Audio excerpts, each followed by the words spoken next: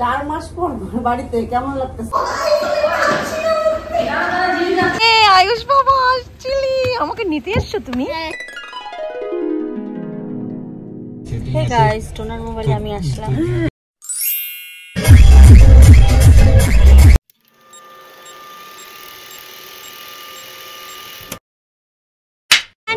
Plan change. আমি ফালাকাটা নেমে পড়েছি। ফালাকাটা থেকে আমি দিদির, ওরে বাপরে, ফালাকাটা থেকে দিদির বাড়ি যাবো। আমাকে কথাটা বলতে দে, ব্লগিং করছি। হ্যাঁ, বলছিলাম হ্যাঁ দিদির বাড়ি যাচ্ছি, তারপরে বাড়ি যাবো। ঠিক আছে, তুই আমাকে ব্লগ করতে দেবে না, দিদি ফোন।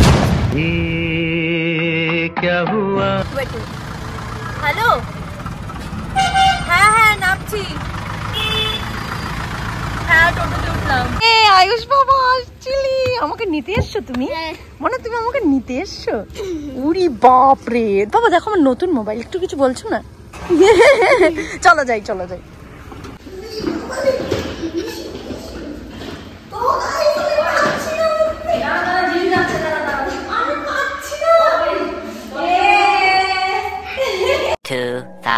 years later. বন্ধুরা এসে আমি চান টান করে নিয়েছি, ঠিক আছে, আমার তো এগুলো রেখে দিচ্ছি।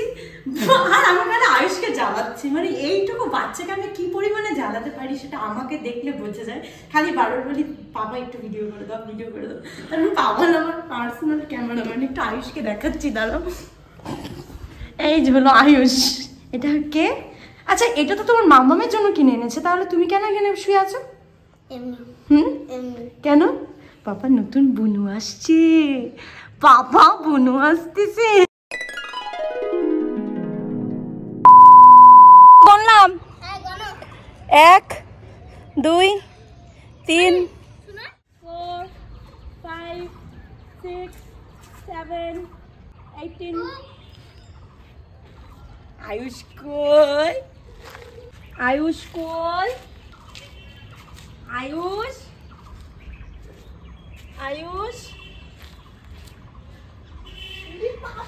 এখানে জুতা লেখা দিছে, জুতা দিয়ে চিনা যায় কার? সেই বুদ্ধি তো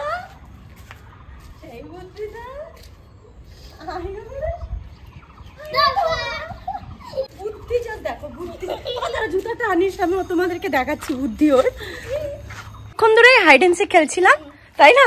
তো একবার আয়ুষকে আমি চিনে ফেলেছিলাম, আয়ুষ এইখানে লুকিয়েছিল, তার কারণ আমি এদিক দিয়ে যেতে যাচ্ছিলাম, তখন আয়ুষের জুতা দিয়ে হাইলাইট হয়েছিল। তো এইবারও প্ল্যান করে জুতাটা, ও কিন্তু এখানে লুকায়নি, জুতাটা কিন্তু প্ল্যান করে রেখে দিয়েছে যাতে আমি বোকারটা হই। এইখানে জুতা রাইখা আবার ওইখানে গিয়ে লুকাইছি। এইটুকু বাচ্চার এত বুদ্ধি! হ্যাঁ, এত বুদ্ধি এইটুকু বাচ্চার, লেভেলের বুদ্ধি। বাবা যে এইটুকু বাচ্চার এত বুদ্ধি তোমাদের ছিল? ওর মতন বয়সে আমরা যখন ছিলাম আমরা কিচ্ছু বুঝতাম না, কিচ্ছু বুদ্ধি ছিল না। চলো পাপা, জল পিপাসা হয়েছে, অনেক খেলা হয়েছে, চলো এটা নিয়ে যাবো আমরা। এটা ভেঙে যাবে বাবা, রেখে দাও। 2000 years later. Hey guys, toner মোবাইলে আমি আসলাম। সেটিং করতে লাগে আইফোনে। মোনারা তোমরা কেমন আছো? এই কি ডায়লগ শিখছি একটা বাচ্চা। মোনারা তোমরা কেমন আছো? মোনা মানে হচ্ছে বাচ্চা। বন্ধুরা বেরিং পত্র নিয়ে আমি চলে আসলাম আমার বাড়িতে। তুমি কিছু বলবো মোনা? না, আমার ভয়েস ওভারে কাজ হয় সব। তো গাইস আমি মেকআপে বসে পড়লাম, ঠিক আছে। বাড়িতে অনেকক্ষণ আগে এসছি, অনেক হাল্লা চিল্লা গল্প গুজব হয়েছে, ওগুলো একটু নিজের মধ্যেই রাখা দরকার, অত কিছু শেয়ার ভালো লাগে না। তো চলো এবার আমি মেকআপে বসবো। মেকআপের আরও অনেক কিছু সামান আমি আনিনি, ঠিক আছে। তো চলো, আর এই ব্যক্তিটাকে তোমরা দেখো, একে চিনতে পারো নাকি? এ সাজুগুজু করছে, ঠিক আছে। কি করছিস তুই? আমি মাস্ক লাগাচ্ছি। হ্যাঁ, সারা জন্মেও কিন্তু স্কিন কেয়ার করবে না, আর একটা মাস্ক লাগায় আর স্কিন কেয়ার আছে, ঠিক আছে। কত প্রো লেভেলের, ওই দেখ আমার কয় কি পরিষ্কার হয়ে যাবে। তোদের মতো তত পরিষ্কার না আমি, তাই কত প্রো লেভেলের। আর আমরা সারা জীবন স্কিন কেয়ার করে আমাদের স্কিনের হালত দেখো।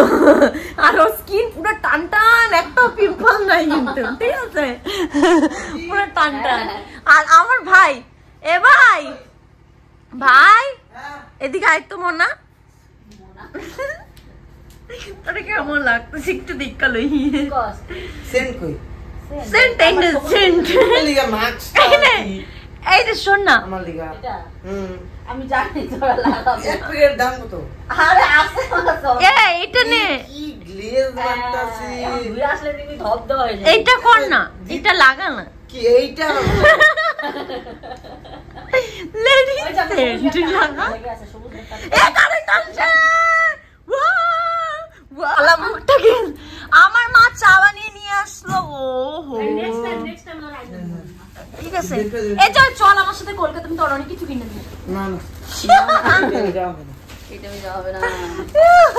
চলো মনারা আমরা একটু চা খাই নি, ঠিক আছে?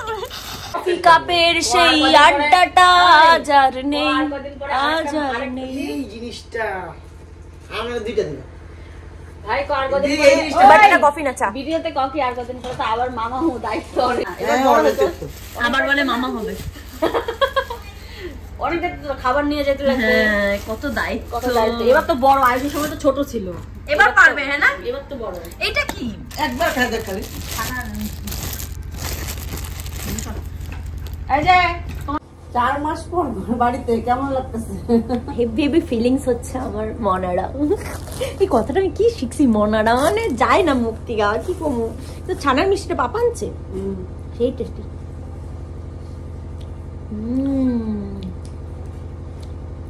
মার হাতের চা, পাপার আনা মিষ্টি। আমি জানি মিষ্টির সাথে চায়ের কম্বিনেশন একদম অড, কিন্তু দুটো মানুষের ভালোবাসা এটার মধ্যে আছে, তার জন্য খুব ভালো।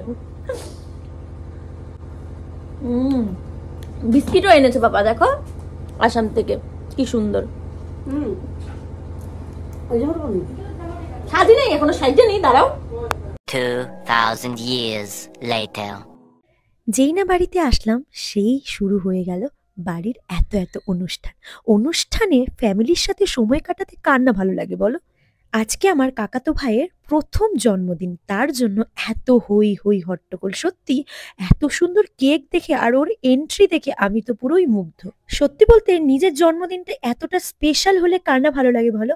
আমরা যতই বড় হই না কেন, আমাদের জন্মদিন যদি স্পেশাল হয়, আরো যদি অনেক অনেক গিফট পাই, গিফট পেতে কার না ভালো লাগে বলো? গিফট দিতেও ভালো লাগে, তার থেকে বেশি পরিমাণে গিফট পেতে ভালো লাগে, তাই না? অনেক অনেক গিফট হবে আর সেই গিফট আনবক্সিং করব। আমি তো গিফট পেলে কতক্ষণে খুলবো সেই আশায় থাকি। দেখো আমার সাথে এত মিশে গেছে ভাইটা, আর এই ভাইয়েরই আজকে বার্থডে। 2,000 years later. খাইবা কত খাইবা, তাড়াতাড়ি খাও। ছোটবেলা থেকে আমি একটু বেশি পরিমাণে কথা বলি, বেশি হাসি, এবং যারা আমার পাশে থাকে তাদেরকে হাসানোর চেষ্টা করি। আর এই সব জিনিসগুলো করি দেখে অনেকে বলে আমি নাটক মারছি, মানে ওভার অ্যাক্টিং করছি, তোমাদের ভাষায় বলছি। কিন্তু না, অ্যাকচুয়ালি কি বলতো, আমি বিশ্বাস করি যে সব সময় হাসি খুশিতে থাকাটা দরকার। জীবনে তো সবারই অনেক দুঃখ থাকে, কিন্তু দুঃখটা সেই দুঃখর সারাউন্ডিং এ রাখাই ভালো না? আর একটু হাসি খুশি থাকলে ক্ষতি কি বলো? তো চলো আমরা সবাই মিলে খেয়ে নিই। আর এখানে যে সমস্ত কিছু মেনুগুলো ছিল সেগুলো আমি শর্টসে তোমাদের সাথে শেয়ার করব, তোমরা কিন্তু অবশ্যই শর্টস দেখো, ঠিক আছে? তো আমি আমার ভাইকে, মানে আমার কাকাতো ভাইকে সায়নকে বলেছিলাম একটু ভিডিও করে দেয়, আরো ঘুরিয়ে ঘুরিয়ে ভিডিও করছে। তো এখানে দিদি ওকে খাইয়ে দিচ্ছে রসমালাই। আমি রসমালাইটা খাইনি, আমি অত্যাধিক মিষ্টি খেতে পারি না, ভালো লাগে না, আমি ঝাল প্রেমী। 2,000 years later. নাচ করতে তো আমার বেশ লাগে, আর তার মধ্যে যদি নিজের ভাইবসের মানুষ পাই তাহলে আর থাকি চুপচাপ। তো চলো আজকের মতো ভিডিওটা এখানেই শেষ করছি। ভালো থেকো, সুস্থ থেকো, সাবধানে থেকো, বাই বাই।